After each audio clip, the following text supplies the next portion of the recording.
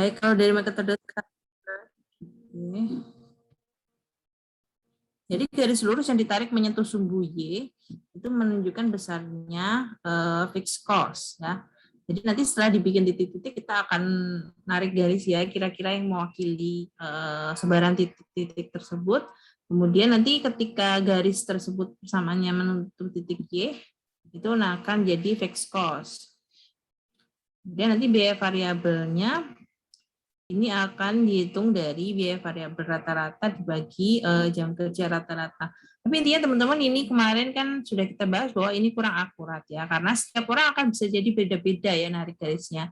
Mungkin ada yang kemiringannya sekian derajat, ada juga yang berbeda beberapa derajat, seperti itu. Tapi nanti kalau misalkan teman-teman memang ada scatter graph pakai extra aja gitu ya, daripada manual.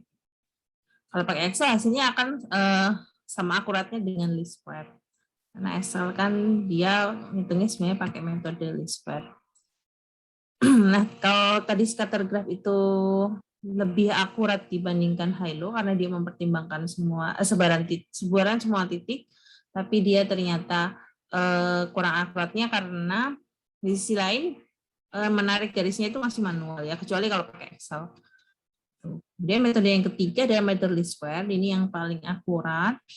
Nanti persamaan biayanya akan jadi Y sama dengan A plus BX ya.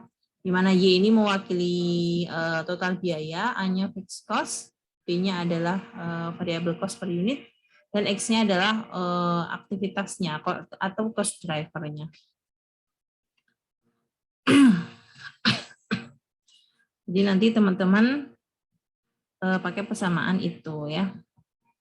Nah, kalau mau menghitung manual, tabelnya akan seperti ini ya. Saya nggak tahu nanti ujiannya apakah disuruh bikin tabel, tapi teman-teman bisa mempersiapkan template ya. Jadi tinggal isiin rumusnya, jadi langsung dapat. Gitu. Tapi kalaupun enggak, bisa juga sih ngitung pakai Excel langsung ya, pakai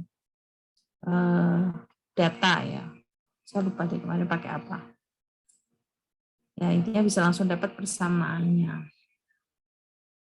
Nah, mungkin yang perlu diingat aja, nanti teman-teman perhatikan soalnya, itu persamaannya diminta dalam apa, gitu ya. Persamaannya, seperti yang soal yang pernah kita kerjakan, ya persamaannya adalah persamaan biaya per bulan, atau persamaan biaya per triwulan, atau persamaan biaya per tahun.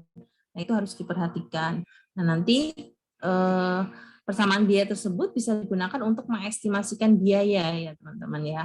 Nah, nanti estimasi biayanya yang diminta adalah per apa. Nanti kalau misalkan persamaannya per bulan dan estimasi biaya yang diminta adalah per tahun, maka jangan lupa untuk mengalihkan biaya tetapnya sebanyak 12 kali. Gitu aja sih yang perlu dicermati. Kemudian nanti ada analisis korelasi, ini dari least square ya, bahwa least square ini karena lumayan akurat, jadi bisa dipakai untuk analisis korelasi ya, yang menunjukkan seberapa erat hubungan antara variabel X dan Y.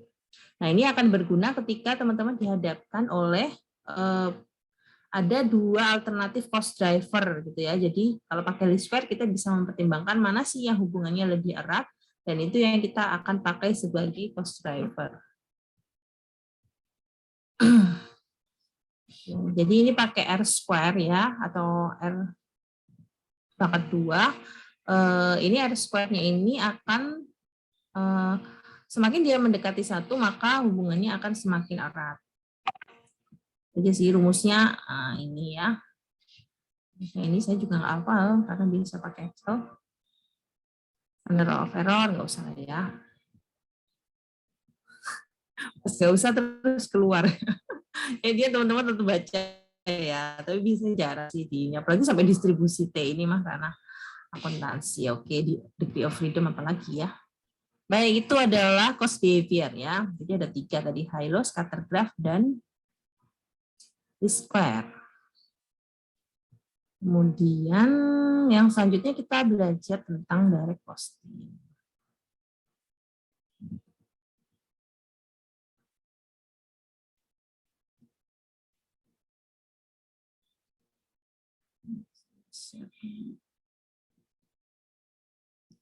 Oh, ternyata ada ini ya, ada lag ya.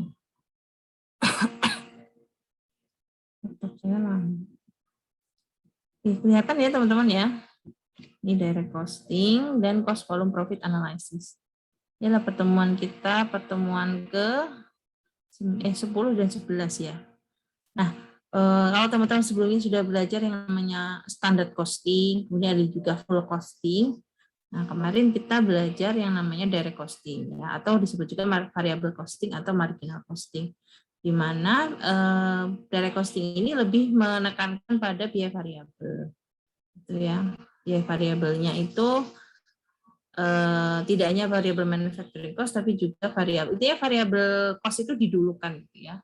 Yaitu direct material, direct labor, kemudian variabel manufacturing sama variabel non manufacturing. Kenapa demikian? Karena sebenarnya direct cost ini melihat biaya variabel inilah yang lebih mudah dikendalikan dibandingkan biaya tetap. Maka dari itu ketika itu dipisahkan, maka manajemen akan lebih mudah ya memusatkan perhatiannya bahwa oh ini biaya yang lebih mudah dikendalikan itu segini. Sehingga sebenarnya dalam laporan keuangannya pun fixed cost tetap dimasukkan ya untuk direct costing, tapi di paling bawah. Jadi disendirikan. Nah, nanti di direct cost ini teman-teman juga mengenal yang namanya contribution margin ya, yaitu sales dikurangi variable cost ya yang terdiri atas manufacturing maupun non manufacturing.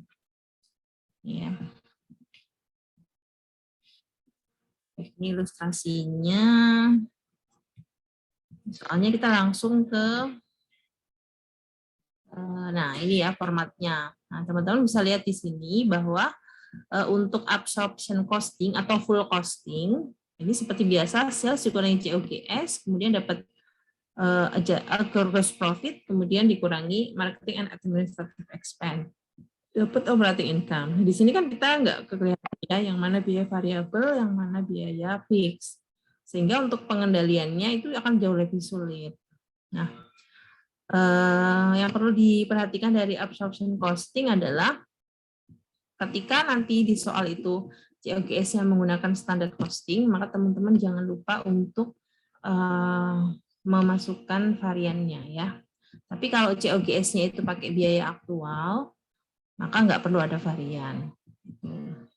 Misalnya kalau untuk varian material, label, dan controllable varian ini akan diketahui di soal ya, tapi volume varian ini mungkin teman-teman harus cari sendiri ya kalau misalkan belum ada. Ini hanya berlaku, jadi varian hanya berlaku, varian dimasukin ke income statement ini hanya ketika COGS-nya pakai standard costing ya teman-teman ya. Tapi bisa jadi juga nggak ada varian. Ya. Jadi teman-teman mungkin bisa buka-buka lagi sebenarnya kemarin kita belajar varian itu apa ya? Bahwa yang kita budgetkan itu berbeda dengan realisasinya, itu timbul varian. Gitu. Jadi untuk yang full costing sekali lagi material varian yang dimasukkan adalah varian nih ya, varian material, labor, controllable varian, dan volume varian. Ini semua varian dimasukkan ke full costing basis ya income statement. Ketika COGS-nya pakai standard cost. Nah, kalau pakai direct costing, suara ini ibu saya masuk ya. Lagi ngerewetin anak saya ya. Oke, kalau pakai direct costing basis ya, formatnya adalah sales dikurangi COGS ya. COGS yang variabel ya, artinya dia hanya terdiri dari direct material, direct labor, dan variable manufacturing. Kemudian nanti akan dapat yang namanya gross contribution margin. Contribution margin ini akan dikurangi variable marketing expense. Baru dapat gross contribution margin dikurangi variable marketing, baru dapat yang namanya contribution margin. Kemudian fixed cost-nya akan dikumpulkan di bawah ini ya, fixed FOH sama fixed marketing and administrative expense. Tuh. Nah, terkait dengan COGS yang nantinya pakai standard cost, nah untuk direct costing basis yang dimasukkan hanya material, labor, dan controllable varian, volume variannya enggak. Kalau teman-teman masih ingat, volume varian itu disebabkan karena biaya tetap gitu ya. Jadi kalau untuk di direct costing basis itu biaya tetapnya itu akan selalu dimasukkan full ya, sesuai dengan kapasitas normalnya. Sementara kalau pakai full costing atau absorption basis, absorption costing, itu biaya tetapnya itu akan dimasukkan sesuai dengan unit yang terjual ya, unit yang diproduksi gitu ya. Jadi di situ ada perbedaan. Kalau di sini, jadi untuk direct costing basis volume varian tidak perlu dimasukkan. Jadi perbedaannya kalau misalkan soalnya nanti COGS-nya pakai standard cost, maka volume varian itu akan masuk ke absorption costing dan direct costing basis-nya nggak perlu. Nah, perbedaan ya antara full costing dengan direct costing ini bisa kita rekonsiliasi ya.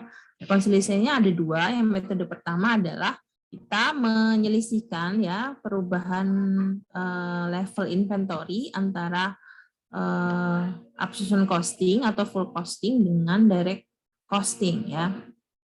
Jadi ending inventory, jadi nilai ending inventory sama beginning inventory ini kita selisihkan masing-masing untuk absorption costing sendiri dan direct costing sendiri. Kemudian selisihnya nanti baru kita tandingkan ya. Nah, selisih antara inventory changes menurut absorption costing dan inventory changes menurut direct costing inilah yang menjadi penjelasan gitu ya dari kenapa operating income itu bisa berbeda antara absorption dan direct costing. Nah, cara yang kedua ini lebih simpel, teman-teman, menyelisihkan antara unit yang diproduksi dengan unit yang terjual. Tuh. Jadi perbedaan unit produksi dengan unit yang terjual ini kemudian dikalikan dengan rate atau tarif dari fixed factory overhead ketika pakai absorption costing ya. Ingat rate FOH ini teman-teman membaginya pakai kapasitas normal ya. Jadi biaya tetap itu akan selalu diasosiasikan dengan kapasitas normal ya ketika kita hendak menghitung rate-nya. Nah, jadi ini lebih simpel. Jadi nanti kalau di soal misalkan tidak dispesifikasi harus pakai metode perubahan level inventory gitu ya. Jadi teman-teman pilih aja yang paling mudah yang dirasa teman-teman. Itu tadi tentang direct costing ya. Jadi intinya direct costing adalah kita bisa membuat laporan keuangan sesuai dengan format direct costing atau full costing ya. Itu kan ada dua macam dan menyusun rekonsiliasinya.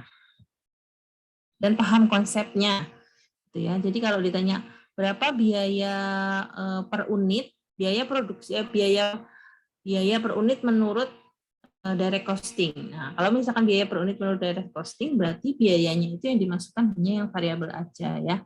Variabelnya terdiri dari manufacturing maupun non-manufacturing. So. Nah, di pertemuan ke 9, 10, 11, kita belajar tentang cost volume profit analysis ya. Jadi cost volume profit analysis ini sebenarnya berguna untuk tadi perusahaan atau manajemen mengontrol biaya dan tingkat produksinya ya supaya bisa mencapai laba yang diinginkan. Nah, teman-teman bisa pakai persamaan yang umumnya yaitu revenue sama dengan total variable cost plus total cost plus profit ya. Oke, yang perlu diingat di sini variable cost di sini adalah variable cost manufacturing dan non manufacturing ya. Dan total fixed cost ini di sini juga total biaya tetap ya, baik yang manufacturing maupun non manufacturing. Itu. Jadi memang benar-benar biaya total, tidak hanya biaya produksi saja. Itu persamaan yang umumnya, kemudian persamaan yang selanjutnya teman-teman bisa hafalkan atau kalau misalkan sudah bisa melogika ya alhamdulillah. Selanjutnya ini ada di bawahnya ya. Nih ya. F sama dengan fixed cost ditambah profit. Ya, fixed cost tambah profit, kemudian dibagi 1 min V. V ini adalah nih ya, variable cost per dollar of sales value. Atau di sini adalah contribution margin rasio ya. Jadi 1 min V itu adalah contribution margin ratio. Nah ini ya, contribution margin per sales dollar. Jadi kalau saya sih logikanya adalah biaya fixed cost itu harus bisa ditutup oleh contribution margin. Kalau ditanyakan R, berarti ini adalah rasio. Kalau ditanyakan Q, berarti ini adalah CM per unit. Ini kalau kondisinya BEP ya. Artinya dia nggak ada profit. Kalau misalkan kondisi ingin ada profit, ya tinggal ditambahkan profit.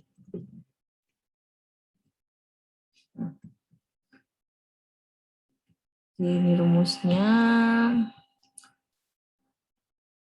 Nah, ini ya tadi rumusnya. P dikurangi C ini adalah CMO, contribution margin per unit. Nah, terkait dengan cost profit analysis, ini rumusnya bisa dibolak-balik. Saran saya sih teman-teman harus latihan ya.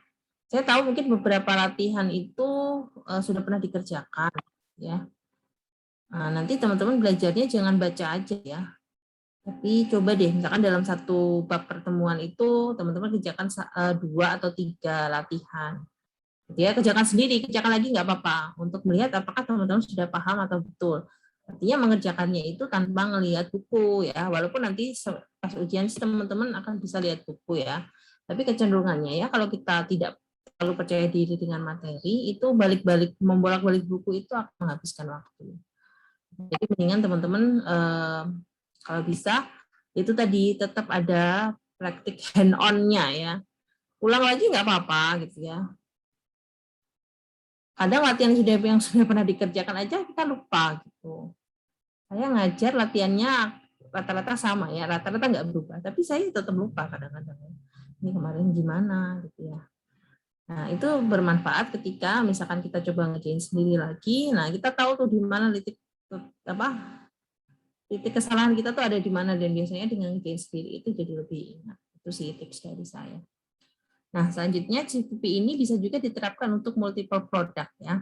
Artinya nanti kita asumsikan ada sales mix ya, bahwa misalkan untuk setiap produk A satu terjual itu produk B itu terjual 2. Itu tidak selalu harus dalam paket ya, tidak selalu berarti bahwa A dan B dijual secara bundling enggak. Cuman berdasarkan pengalaman tahun sebelumnya itu misalkan produk A dan produk B itu penjualannya akan selalu 1:2. Jadi bisa diasumsikan expected sales mix-nya akan sama. Nah, rumusnya tadi yang dipakai sama ya, teman-teman. Cuman ketika menghitung nih ya, misalkan variabel cost sales revenue, ini teman-teman harus memasukkan di sini sales mix-nya ya. Jadi jangan lupa dikalikan sesuai dengan tadi sales mix. Nah, nanti hasilnya juga akan ini ya. Jadi Q yang dihasilkan adalah berupa hypothetical paket ya. Jadi teman-teman jangan berhenti di sini ya. Kalau misalkan dia ada sales mix, setelah hypothetical paket maka teman-teman harus menulis yang quantity per unitnya, quantity per jenis produknya berapa. Nah, selain itu kita juga ada margin of safety ya, atau margin pengaman. Ini mengindikasikan bahwa kalaupun penjualan turun itu sampai seberapa banyak ya, supaya nggak rugi gitu. Nah, dari definisi itu kita bisa menggunakan bahwa margin of safety itu adalah current sale dikurangi sales BEP ya. Artinya space berapa gitu ya, supaya perusahaan itu bisa ancang-ancang penjualan itu maksimal turun sekian, kalau di lebih besar dari itu maka akan rugi. Ya, nah kalau MS ini adalah margin of safety ratio. Kalau rasio pasti dia akan di penyebutnya adalah sales ya. Nah, kemudian ada yang namanya profit ratio. Nah, profit ratio ada profit per sales, contribution margin ratio juga demikian. Contribution margin, harga jual kurangi variable cost, dibagi harga jual ya, kalau ini per unit. Tapi kalau secara total ya harga jual total dikurangi total variable cost, dibagi total harga jual. Dibagi total harga jual, total penjualan berarti ya, total sales. Nah, kalau margin of safety ratio, jadi tadi current sales dikurangi sales BEP dibagi current sales. Itu. Nah, hubungannya adalah jadi profit ratio itu akan sama dengan contribution margin ratio dikalikan margin of safety ratio. Bisa diapain. Oke, mungkin itu aja terkait dengan direct costing. Kita lebih ya, setengah jam ya.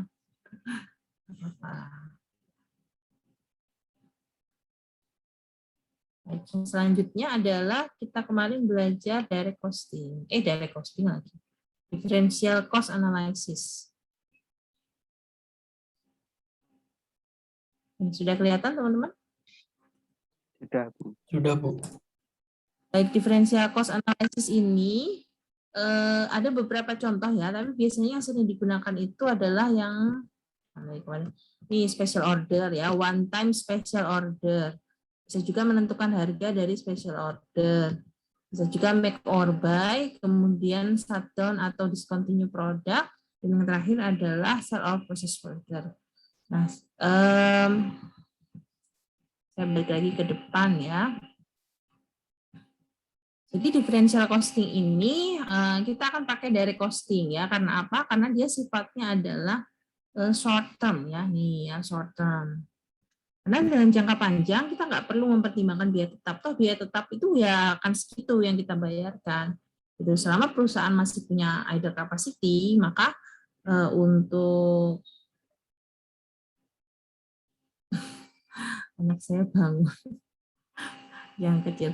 Oke, ini jadi differential cost analysis ini sekali lagi untuk jangka pendek ya. Jadi kita nggak perlu memperhatikan biaya tetap ya, biaya tetap yang memang sudah segitu. Gitu. Jadi key-nya sebenarnya adalah saya pernah bilang mungkin ya. Jadi key role-nya adalah teman-teman cari yang berbeda gitu ya. Yang beda. Namanya juga differential costing ya. Apa sih yang different gitu ya. Jadi misalkan antara dua alternatif keputusan itu cari yang berbeda. Apakah ada tambahan pendapatan, apakah ada tambahan biaya. Nah, tambahan biaya ini bisa jadi tambahan biaya variabel atau tambahan biaya tetap ya. Jadi tidak melulu tambahan biaya variabel ya. Ketika misalkan kapasitas normalnya itu terlampaui, biasanya biaya tetap akan nambah. Gitu. Nah, apakah biaya tetap tambahan itu masuk ke analisis diferensial? Ya masuk gitu. Karena intinya adalah apa sih yang berbeda gitu antara dua keputusan itu yang kita masukin yang berbeda, apa sih yang berubah itu kuncinya ya. Nah, nanti bisa jadi ketika ada tambahan pendapatan atau marginal revenue dan ada tambahan biaya atau marginal cost, kita akan melihat apakah marginal cost itu, apakah tambahan pendapatan itu masih lebih besar daripada tambahan biaya. Kalau tambahan pendapatannya masih besar, berarti kan untung, maka boleh kita terima. Atau kalau misalkan ada beberapa alternatif keputusan, kita akan cari mana yang memberikan timbal balik yang paling besar. Misalkan marginal revenue ini kita kurangkan marginal cost, nanti kan akan jadi tambahan laba ya. Nah, tambahan laba mana yang paling besar itu yang kita pilih. Atau kalau misalkan dalam kasus yang tidak ada tambahan labanya, tapi hanya ada marginal cost aja, hanya ada tambahan biaya, misalkan kayak di kasus make or buy gitu ya. Kalau make or buy kan ada biaya bikin sama biaya beli, nah itu kan sama-sama biaya. Nah, nanti kita akan membandingkan antara mana sih marginal cost yang terkecil. Itu key-nya ya. Sekali lagi banyak latihannya teman-teman ini karena variasi soalnya banyak. Jadi saya merasa saya sudah pernah punya differential cost ini asik gitu ya. Karena soalnya variasinya banyak dan kayak ada ceritanya gitu ya. Oke, itu tadi adalah differential cost analysis. Kemudian setelahnya teman-teman belajar sama Pak Julius tuh ya, yaitu belajar linear programming ya. Saya punya nggak sih linear programming? Punya.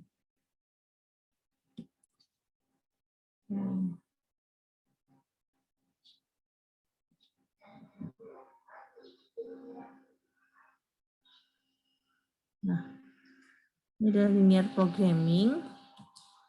Oke, nah, linear programming ini bermanfaat ketika perusahaan itu hendak melakukan perencanaan ini ya. Apakah ingin memaksimalkan profit ataukah ingin meminimalkan biaya? Biasanya sih seperti itu. Dan terutama akan bermanfaat ketika perusahaan itu punya keterbatasan ya atau constraint, keterbatasan terkait dengan sumber daya. Karena kan memang biasanya sumber daya itu terbatas, kecuali memang perusahaannya dia super kaya. Tapi biasanya akan ada keterbatasan sumber daya ya.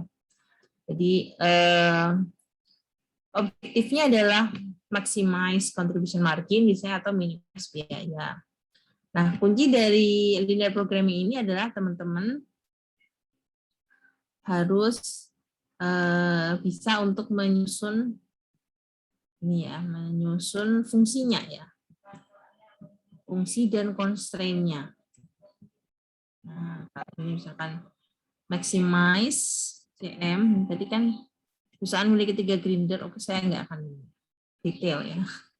Jadi ini adalah objektifnya ya, fungsi objektifnya, kemudian ini adalah constraint-nya, karena ternyata kapasitas maksimal grinding time-nya adalah 120. Gitu.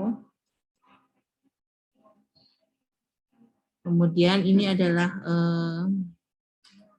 constraint dari polishing time-nya. Mungkin nanti tantangannya adalah teman-teman harus bisa menentukan X dan Y. Apa sih sebenarnya yang mau kita terapkan sebagai X dan Y gitu.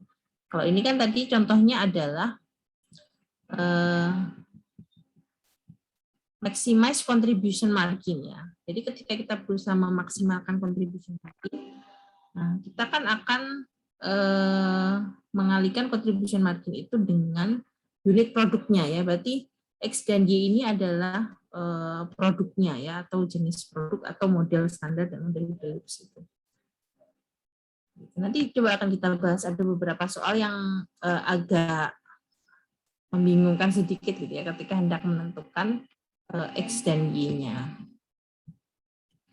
Jadi ini tentukan constraint-nya, kemudian gambar dan jangan salah ngarsir ya. Kalau salah ngarsir nanti visible area-nya akan nggak dapat tuh. Nah setelah visible area-nya dapat, nanti teman-teman bisa menguji titik-titik terluar ya dari visible area.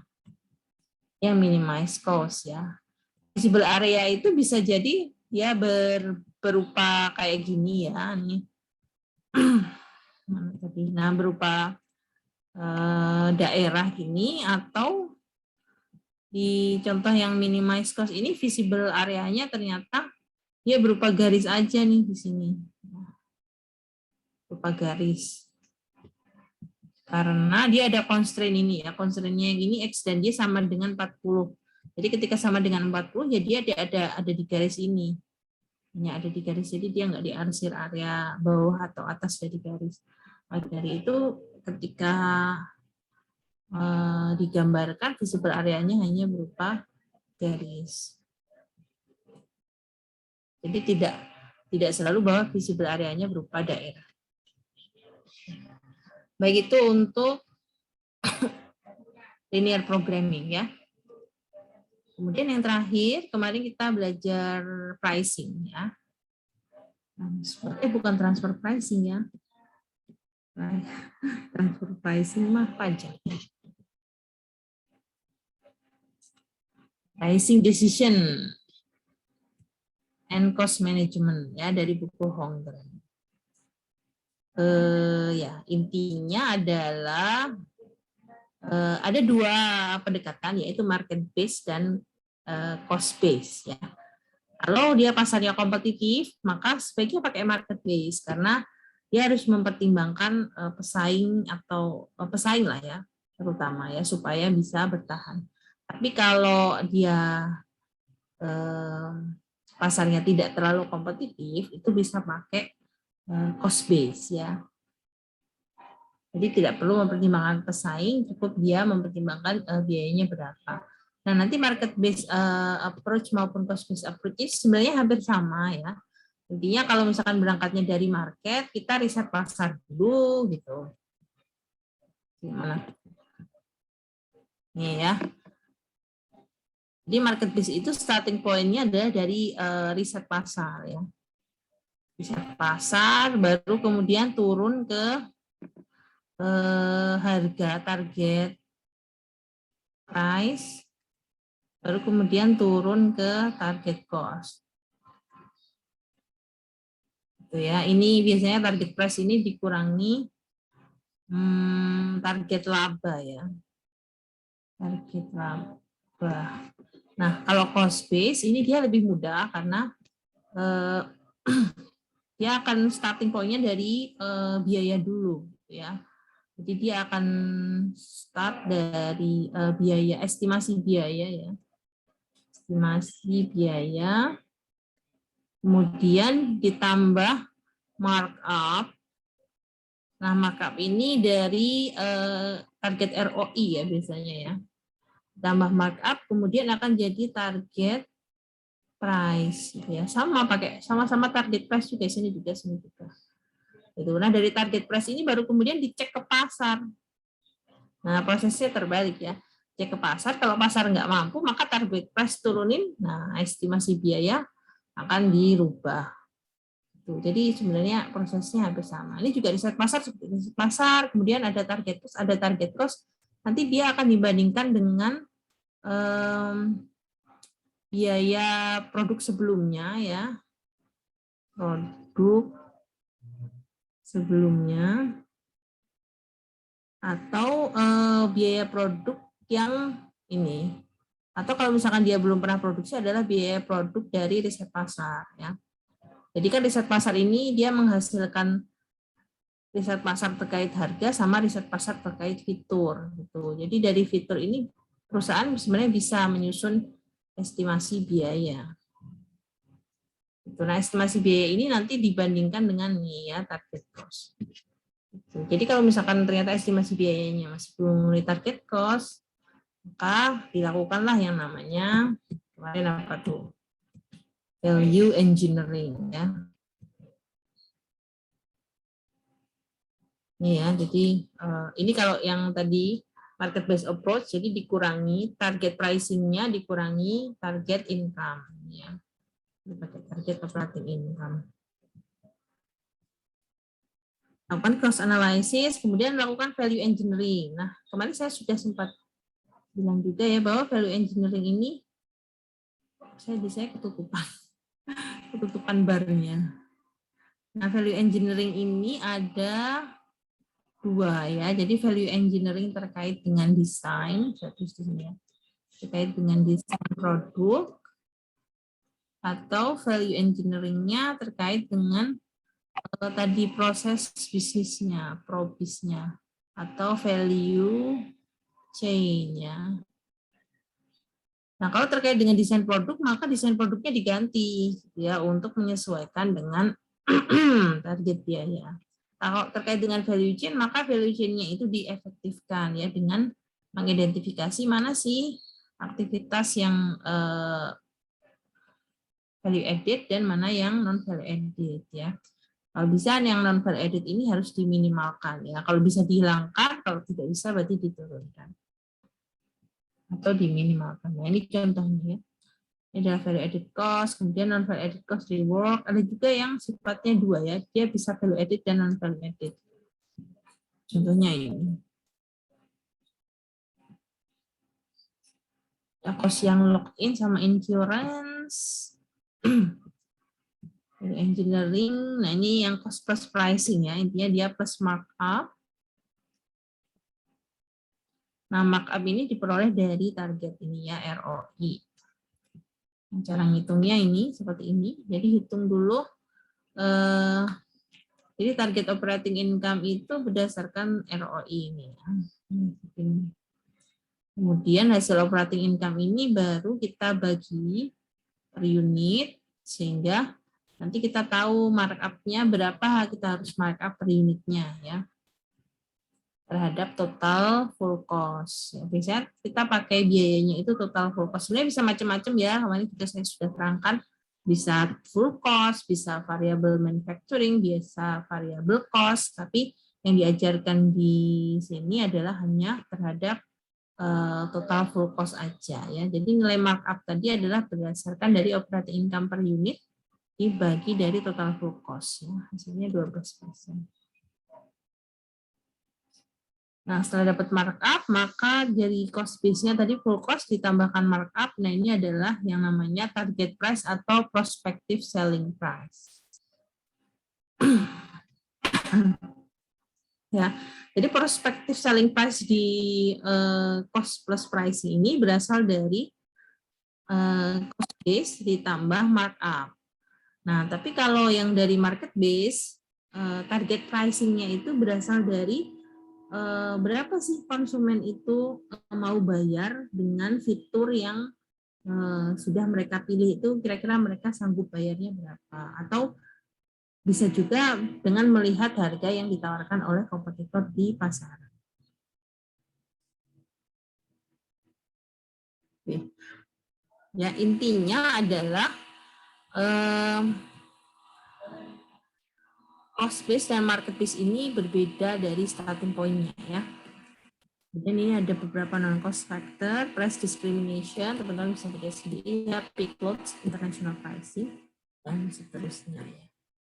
Sudah selesai. Ada pertanyaan teman-teman terkait materi sebelum kita quiz? Saya akan buka dulu. Oke, waktu ngerjain kuisnya adalah 1 jam 15 menit ya, soalnya 5. Pendek-pendek sih, saya harapkan bisa dikerjakan dalam waktu 15 menit. Harusnya sih bisa kurang, tapi saya berikan waktu 15 menit. Nanti dikerjakan di kertas, kemudian diaduk.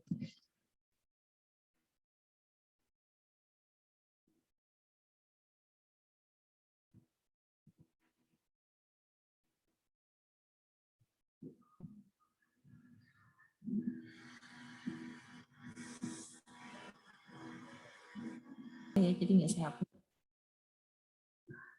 Saya males ngerjain lagi. Oke, kita baca aja ya. Dead by itu. Ini adalah keputusan untuk shutdown ya. Deadbat adalah perusahaan memiliki ya 3 lokasi, yaitu Shadow, Gates, dan Vengeance ya. Ini ada datanya. Kemudian perusahaan memiliki biaya yang tidak dapat dibebankan. Ini artinya biaya yang nggak traceable ya kemarin ya. Berarti dia common fixed cost sebesar 10 juta. Kemudian pihak manajemen menyewa seorang analisis bisnis untuk melihat keberlangsungan 3 lokasi ini di tahun 2020. Di tahun depannya. Anda sebagai seorang analisis bisnis diminta untuk memberikan saran yang terbaik dengan melampirkan hasil perhitungan ya. Jadi saya ulang lagi ya. Jadi untuk keputusan shutdown kita pakai yang direct costing ya teman-teman ya. Dikurangi variable cost dapat gross contribution margin, kurangi variable commercial expense dapat contribution margin, baru kita kurangkan fixed manufacturing dan fixed commercial expense-nya. Nah, ini dapat nih ternyata di shadow-nya masih untung 13,5 juta, gates-nya 11,5 juta, dan ternyata finance-nya adalah 6,5 juta. Rugi tapi ya. Tapi secara keseluruhan masih untung perusahaan ini sebesar 18,5 juta. Nah, kemudian tadi di soal ada biaya yang tidak dapat dibebankan ke masing-masing lokasi, berarti ini adalah common fixed cost yang nggak traceable di masing-masing lokasi sebesar 10 juta. Berarti income-nya, net income-nya adalah 8,5 juta. Nah, keberlangsungan ya, kalau shadow sama kids ya udah lah ya, ini sudah keberlangsungan. Nah, yang untuk yang rugi ini yang finance. Nah, apakah sebaiknya ditutup? Oke, karena ini adalah analisis differential cost, maka kita lihat yang ini ya teman-teman. Kita lihat bahwa ternyata si finance ini masih memberikan kontribusi margin sebanyak 13,5 juta, yang artinya sebenarnya marginal revenue-nya ya, jadi tambahan pendapatan dari finance ini sebesar 75 ini masih lebih besar daripada marginal cost dari finance. Marginal cost-nya adalah sebesar ini ya, variabel JOGS dan variabel commercial expense. Kenapa fixed manufacturing dan fixed commercial expense tidak diperhitungkan sebagai marginal cost ya? Karena sebenarnya marginal cost ini yang ketika misalkan finance ditutup, dia akan langsung gone gitu ya. Jadi keputusannya berbeda antara finance dipertahankan dan finance ditutup. Begitu ditutup kan marginal cost akan langsung hilang. Yang langsung hilang apa ya? Variable cost dan variable commercial expense. Sementara fixed manufacturing dengan fixed commercial expense bisa dihilangkan tapi nggak akan secepat begitu tutup langsung hilang gitu, nggak seperti itu. Jadi perlu waktu untuk menghilangkan fixed cost ya, saya sudah pernah bilang waktu itu.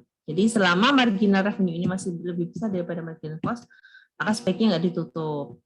Nah, apa demikian? Karena kita bisa lihat di sini ya bahwa kalau misalkan ini ditutup ya, misalkan taruhlah sales ini hilang, variable komersial contribution marginnya hilang. Ya, nah, ketika contribution margin hilang, teman-teman bisa lihat di sini finance-nya ruginya tambah besar ya, karena harus menanggung nih ya fixed cost. Ini harus jadi beban tanpa ada pendapatannya. Jadi ruginya jadi minus 20 juta dan secara keseluruhan perusahaan akhirnya ruginya secara keseluruhan perusahaan akhirnya malah rugi sebesar 5 juta. Gitu ya. Jadi oleh karena itu secara jangka pendek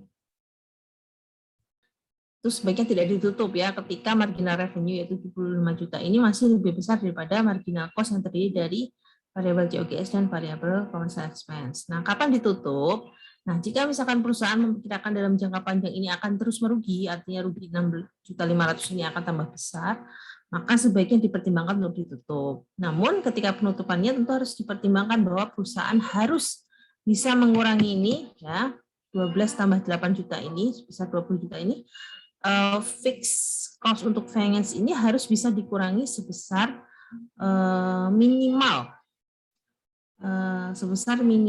contribution marginnya ya. Karena apa? Karena kalau misalkan contribution margin ini hilang gitu ya, contribution margin ini hilang, coba tekan saya. Karena misalkan ini hilang ya, hilang tadi kayak ditutup. Nah, ini biaya fixed cost 2 ini harus bisa dikurangi sebesar contribution margin. Nah, dikurangi sebesar contribution margin kan 20 juta, ini 20 juta dikurangi minimal harus sama dengan contribution margin yang gross. Jadi minimal dikurangi 3,5 ya. Kalau misalkan dikurangi 13,5. Berarti kan nanti kalau ini bisa diturunkan sampai dengan 13.500.000, taruhlah contohnya ini misalkan bisa diturunkan ya jadi 13.500.000. Nah, diturunkan jadi 13 juta. Jadi kan ruginya akan 6 juta atau gini. Nah, ini kurangi ini. Nah, kalau ini bisa dikurangkan, kalau misalkan ya ini minus, ini dikurangkan 13.500.000, berarti ini dinolkan ya. Ini misalkan ini bisa dikurangkan 12 juta. Berarti kan sisanya ada masih 1.500.000 ya. Ini dikurangkannya minimal ya. Nah, kalau seperti ini kan nanti income-nya akan sama aja kan. Sama 8.500.000. Jadi kalau mau ditutup paling tidak harus mengurangi biaya tetap minimal ya sebesar contribution marginnya untuk dapat mempertahankan tingkat keuntungan yang sama seperti semula. Kalau bisa lebih besar lagi lebih bagus lagi. Berarti nanti keuntungan perusahaan akan bertambah. Gitu ya. Nah, ini kan awalnya kan kayak gini kan. Gitu. Jadi tadi ya penjelasannya dalam jangka pendek selama MR-nya lebih besar daripada MC, maka sebaiknya nggak ditutup. Terus kapan ditutup?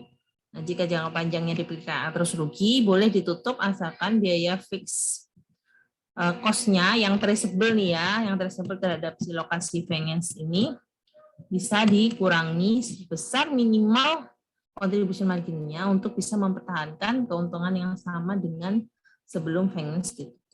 Itu. Ada pertanyaan teman-teman terkait dengan shutdown facility? Oke, ada ya. Mudah-mudahan jelas. Kemudian, nah ini adalah soal linear programming ya. Jadi kedai kopi D menerima pesanan kopi untuk sebuah event ya. Kopi yang dipesan ada 2 jenis, yaitu cappuccino dan cafe latte. Cappuccino ini campuran dari 80% kopi cair dan 20% kopi susu. Sedangkan cafe latte adalah campuran dari 50% kopi cair dan 50% susu. Biaya per liter untuk kopi cair adalah 10.000 dan biaya untuk susu cair kopi cair 10.000 dan susu cairnya adalah 8.000. Pihak penyelenggara event berencana untuk memesan maksimal ya. Jadi maksimalnya, constraint maksimalnya adalah 1.000 gelas kopi, di mana satu gelasnya adalah 500 ml. Dan untuk menentukan, jadi 1.000 gelas kopi itu minimal terdiri atas 500 gelas cappuccino dan 250 cafe latte ya. Kalau maksimalnya mah bisa bebas gitu ya, asalkan nggak lebih dari 1.000. Kemudian untuk menjaga kualitas, pemilik kedai kopi itu menetapkan standar bahwa untuk pesanan ini bahan baku kopi cair yang digunakan itu nggak boleh kurang dari 200 liter untuk kopi cair, dan susu cairnya minimal, nih tidak boleh kurang berarti minimal ya. Susu cairnya itu minimal 150 liter. Jadi tulislah objective function dan constraint function. Nah ini di sini yang saya bilang, kita harus menentukan XY-nya dulu ya teman-teman ya. Di sini adalah berapakah campuran bahan baku yang dianggap mampu meminimalisir biaya. Jadi objektifnya adalah meminimalisir biaya. Kalau meminimalisir biaya berarti kita kan antara pilihan XY-nya cappuccino dan cafe latte atau XY-nya kopi dan susu cair. Gitu. Kalau misalkan cappuccino dan cafe latte, kalau meminimalisir biaya kan biasanya terdiri dari bahan baku ya. Tuh, yang di sini kan yang ada bahan bakunya kan adalah kopi cair dan susu cair. Gitu. Jadi XY-nya adalah kopi cair dan susu cair. Ya. Jadi jangan keliru cappuccino dan cafe latte. Tuh, jadi XY-nya ini ya kopi dan susu. Kemudian ini cappuccino terdiri atas 80% kopi, susunya 20%, latte-nya 50%, 50%. Kemudian harga per liternya nih 10.000, 8.000, constraint-nya adalah nih ya 200 liter ya. Bahwa bahan kopi cairnya nggak boleh kurang dari 200 liter dan susu cairnya minimal 150 liter. Kemudian maksimal ada constraint juga untuk gelas cappuccino dan gelas latte-nya. Tadi 500 gelas ya, maksimal minimal 500 gelas untuk cappuccino. 500 ini kan tadi satu gelasnya 500 mili, makanya ketika ini harus kita konversi ya. 500 kita konversi jadi liter ya. Karena ini harganya per liter, 10.000 sama 8.000 ini per liter. Jadi 500 kita kalikan 0,5 ya. Gelasnya kan setengah liter. 0,5, kemudian ini juga 250 kita kalikan 0,5, 125 liter. Kemudian ada constraint maksimalnya yaitu total semuanya liternya itu adalah 1.000 gelas. Yaitu kalau di konversi adalah 500 liter. Oke, ini objektifnya 10.000. Harga ini biaya per liternya dari kopi cair 10.000 dikalikan X kopi cair ditambah 8.000 kali Y. Y-nya adalah susu cair. Nah, constraint-nya apa? Constraint-nya ini. Bahwa si kopi ini minimal adalah tidak boleh kurang dari 200 liter, maka harus lebih besar sama dengan 200. Susu cairnya minimal adalah 150, maka lebih besar sama dengan 150. Nah, kemudian komposisi tadi per cappuccino sama per latte-nya, per gelas cappuccino-nya, ini gelas cappuccino-nya minimal ya, gelas cappuccino-nya minimal 500 gelas ya.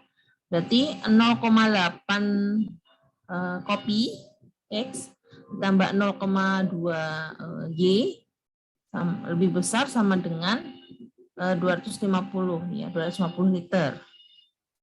Ini sudah dikonversi jadi liter ya, dari gelas jadi liter. Kemudian untuk yang latte 0,5 X dan 0,5 Y lebih besar dari 125 liter. Kemudian jumlah antara gelas cappuccino, kopi dan ini adalah ini ya 500 tadi ya. Ini soalnya emang agak pusing waktu itu ya. X plus Y-nya itu lebih kecil minimal ya, minimal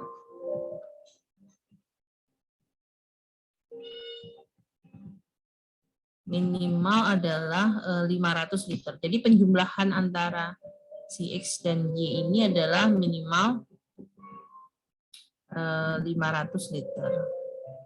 Minimal maksimal ya. Pak ini lebih kecil. Maksimal 500 liter. Jadi sama dengan 500. Tuh ya. Nah, untuk gambarnya gambar sendiri.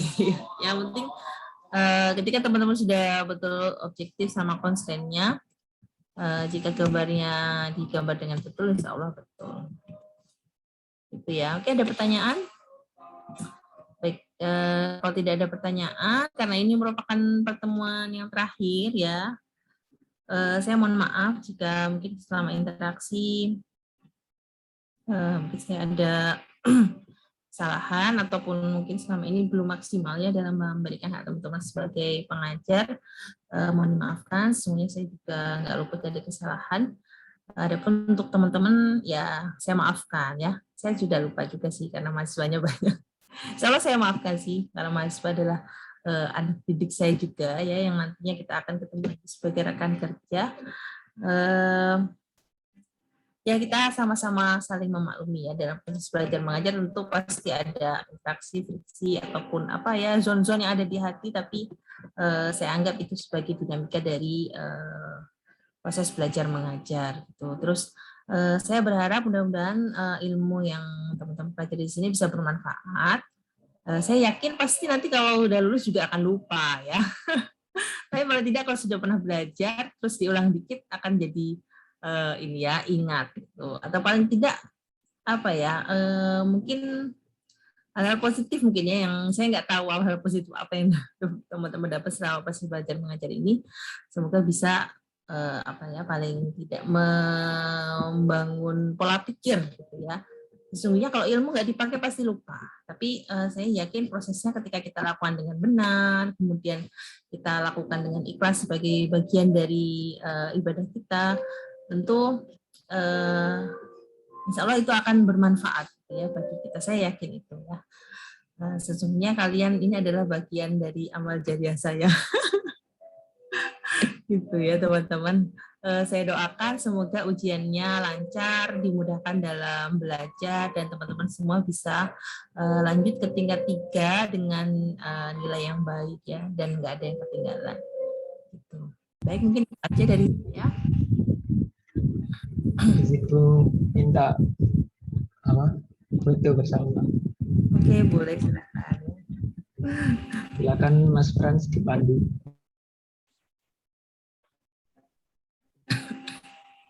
Buat teman-teman yang belum on cam mungkin bisa on cam.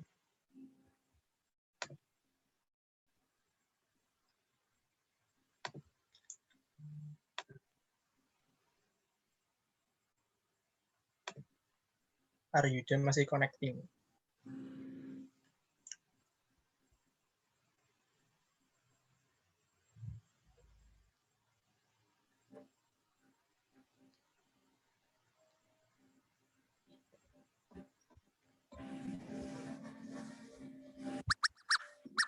Oke, sebentar ya, portalnya memanggil-manggil.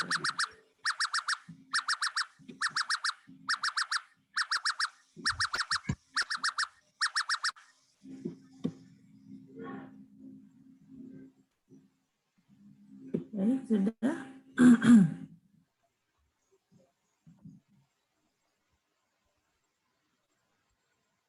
Oh, baik, langsung aja ya. Saya hitungan ke 1 nanti di take. 3, 2, 1. sekali lagi ya, Bu. Ya, boleh. 3, 2, 1. Ya, terima kasih, Bu. Baik, semoga sukses ujiannya ya. Jangan lupa kesehatan. Bergadang boleh, tapi tahu ya batas gimana bisanya. Pokoknya jangan sampai sakit ujian ya. Baik, sampai ketemu ya teman-teman ya di lain kesempatan ya. Wassalamualaikum warahmatullahi wabarakatuh. Waalaikumsalam warahmatullahi wabarakatuh.